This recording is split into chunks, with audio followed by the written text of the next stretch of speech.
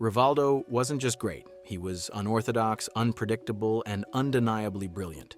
So, how did a skinny kid from Recife, Brazil, end up conquering the footballing world? Let's dive in. Born into poverty, Rivaldo's story begins with hardship. Growing up in the favelas, he faced malnutrition and lost several teeth during his childhood. Many doubted he'd ever make it in professional football, let alone at the top level. But Rivaldo's hunger wasn't just literal. It was a metaphor for his unyielding desire to succeed.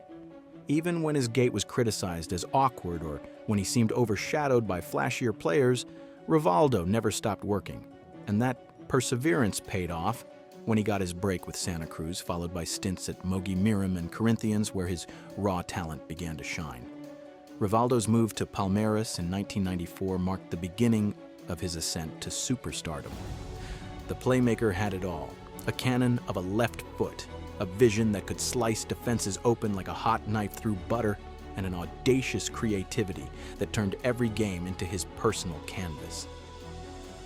Watching Rivaldo in action wasn't just about witnessing skill, it was about watching a masterclass in unpredictability. He didn't just score goals, he scored art. One of my personal favorites, his unforgettable overhead kick for Barcelona against Valencia in 2001, a goal so outrageous that it still lives rent-free in the minds of football fans worldwide. Barcelona. Rivaldo's time at Camp Nou wasn't just a chapter in his career, it was a symphony. Signed in 1997, Rivaldo immediately became the heartbeat of the team. In his first season, he won the La Liga title and finished as the league's second highest scorer. But his crowning glory came in 1999 when he claimed the Ballon d'Or. Rivaldo wasn't just the best in the world that year, he was untouchable, producing moments of genius that left fans and defenders alike scratching their heads in disbelief. Whether it was a 40-yard free kick, a slaloming run through three defenders, or a cheeky chip over the goalkeeper, Rivaldo made the impossible seem routine. But let's not forget his contributions to the Brazilian national team. Rivaldo was a key figure in Brazil's 2002 World Cup winning squad, forming a deadly trio with Ronaldo and Ronaldinho that terrorized defenses. His 5 goals and pivotal assists in that tournament were crucial to Brazil's success. In fact, one of the most underrated aspects of Rivaldo's game was his ability to rise to the occasion. Need a last-minute goal? Rivaldo delivered, facing the best teams in the world. Rivaldo shone brighter than anyone else, and yet, for all his brilliance, Rivaldo often seemed to exist in the shadow of others, a mystery I've never been able to fully wrap my head around. What made Rivaldo so special wasn't just his stats, though they're staggering in their own right. Over 200 goals in his club career, a Ballon d'Or, a FIFA World Cup, and countless domestic trophies. No, what set Rivaldo apart was the way he played. He had an edge, a flair that made you sit up and pay attention. Rivaldo wasn't afraid to take risks, to try the unthinkable, and more often than not, he pulled it off.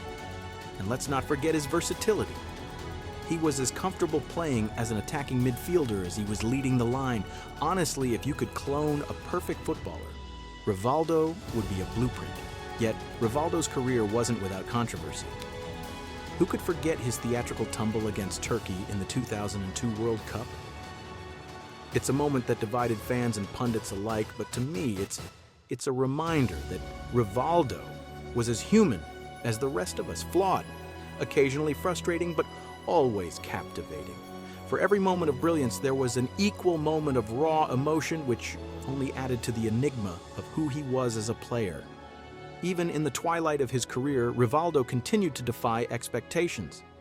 Playing into his 40s, he turned out for clubs in Uzbekistan, Angola, and even played alongside his son in Brazil. It's a testament to his love for the game that he kept going long after most players would have hung up their boots. Rivaldo's longevity wasn't just about physical fitness. It was about his passion, his unwillingness to let go of the sport that had given him everything.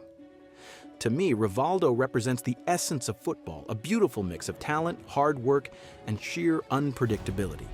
He wasn't just a player who fit into systems, he was a player who broke them, who forced managers to rethink the game and defenders to double their efforts. Rivaldo didn't just play football, he redefined it, one audacious goal and jaw-dropping assist at a time.